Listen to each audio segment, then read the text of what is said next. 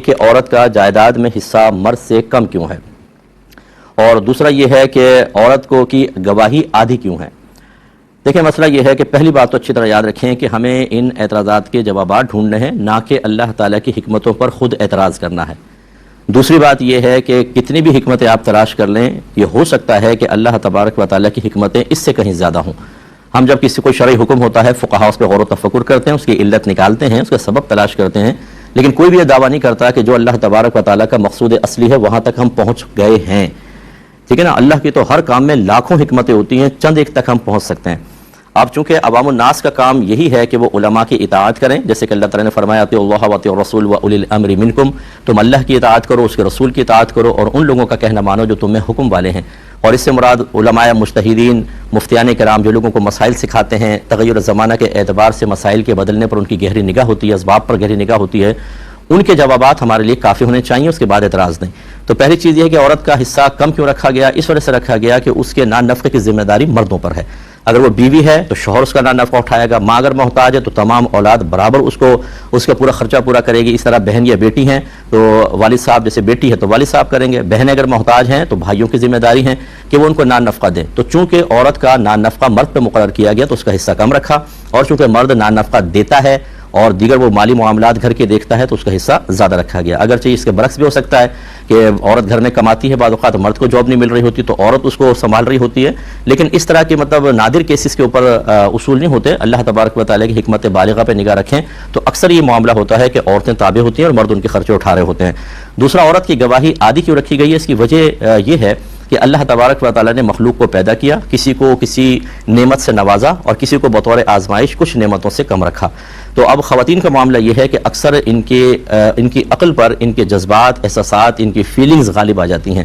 رشتہ داریاں، ان کی مروتیں، یہ اکثر غالب آ کر اور بہت سارے فیصلے ایسے کروا دیں گی کہ جو نہیں کرنے چاہیے۔ بہت سی بچیاں اپنی ماں کا ساتھ اس لیے دے رہی ہوتی ہیں، برادری کا ساتھ اس لیے دے رہی ہوتی ہیں کہ وہ ماں ہیں اور برادری ہے، اگرچہ غلط چیز میں کر رہی ہوتی ہیں۔ مرد بھی ہیں، کم نہیں ہے اس کے، لیکن وہی بات کہ اصل میں پورے جو اجتماعی طور پہ جب ہم معاملات کو دیکھتے ہیں تو مرد اکثر اس کی عقل اپنے جذبات پر غالب ہوتی ہے، اس لیے گھر میں طلاقوں کا ریشو ہے، لیکن مردوں کی وجہ سے کم ہے۔ اگر یہ اختیار ٹوٹل عورتوں کے ہاتھ میں ہوتا تو میں تو 30 سال سے کام کر رہا ہوں نا، بہنیں فوراً غصے میں آتی ہیں، ایک دم اے سے زیڈ پہ چھلانگ لگا کر فیصلہ کر لیتی ہیں اور بعد میں پچھتاتی رہتی ہیں۔ تو اس لیے اگر گواہیاں عورتوں کی خالی رکھتے تو یہ ہو سکتا تھا کہ یہ اپنے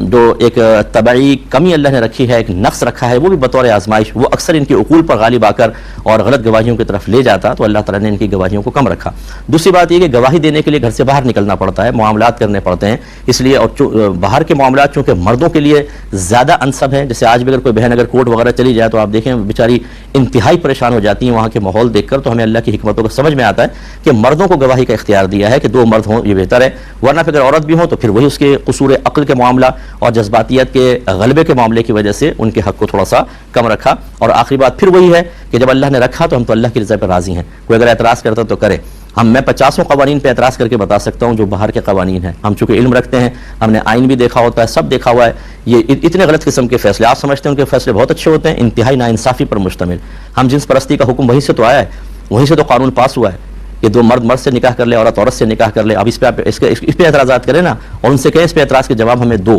تو خلاصے کلام یہ کہ ہمارا مذہب اسلام بڑا پرفیکٹ ہے، اللہ کے فیصلے ہمیں سر تسلیم خم کر کے قبول کرنے چاہیے۔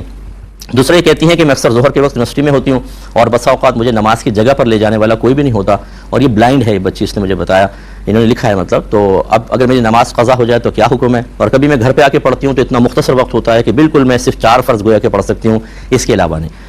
دیکھیں نماز قضا کرنا تو آپ کے لیے بالکل جائز نہیں ہے۔ کس نے کہا کہ آپ نماز کی جگہ پر جا کر ہی پڑھیں؟ آپ جہاں پر ہے وہاں پڑھیں، ایک مصلی اپنے پاس رکھ لیں، کلاس کے اندر کہیں رکھ لیں، جیسے نماز کا وقت ہو اور آپ کو گمان ہو کہ وہاں تک نہیں پہنچ پاؤں گی، اجازت لیں، وہیں پہ کہیں پہ پڑھیں آپ۔ اگر کلاس آف ہو چکی ہے یا کہیں آفس وغیرہ کوئی قریبی ہو اس کے اندر آپ بچھا کے نماز مصلی بچھا کے نماز پڑھیں۔ قضا کرنا حرام اور گناہ کبیرہ ہوگا، اس کی بالکل اجازت نہیں ہے۔ اور اگر گھر پہنچتے پہنچتے وقت مختصر ہو جائے تو کم از کم فرض ادا کر لیں، ٹھیک ہے؟ آپ بڑی ذمہ ہوں گے انشاءاللہ، شرعی عذر ہے آپ کے ساتھ کہ آپ سفر میں ہیں اور پھر واپس آتی ہیں تو اتنا وقت نہیں ہے، اس میں آپ قابل گرفت انشاءاللہ نہیں ہوں گے، اس میں آپ قابل گرفت انشاءاللہ نہیں ہوں گے۔ یہ کہتی ہے کہ ایسی جائے نماز جس پر بلیاں بیٹھتی ہوں اور ان کے بال وغیرہ بھی وہاں ہوں، اس پر نماز پڑھنے کی کیا شرعی حیثیت ہے؟ دیکھیں جب تک اس پہ کوئی نجاست نہ موجود ہو، یعنی بلی کی کوئی مطلب کہ گندگی وغیرہ موجود ہو، اگر خدا نخواستہ ایسا ہو کہ بلی نے اسی پہ گندگی کر دی یا وہاں پہ وہ گندگی کر کے آئی بیٹھی اور پھر کچھ حصہ لگ گیا تو پھر تو وہ ناپاک ہے، ورنہ بلی کا ظاہری وجود بالکل پاک و صاف ہوتا ہے۔ اسی طرح اس کا لعاب بالکل نبی کریم صلی اللہ علیہ وسلم نے پاک قرار دیا، کیونکہ آپ وضو فرما رہے تھے، بلی آئی تو آپ نے وضو کا پانی آگے کر دیا، اس نے پیا، اسی پانی سے میرے آقا صلی اللہ علیہ وسلم نے وضو فرمایا اور ثابت فرمایا کہ اس کا جوٹھا ناپاک نہیں ہوتا، اور بال بلی کے پاک ہیں تو آپ اسی مصلی پہ نماز پڑھ سکتی ہیں، اس سے کوئی فرق نہیں پڑتا۔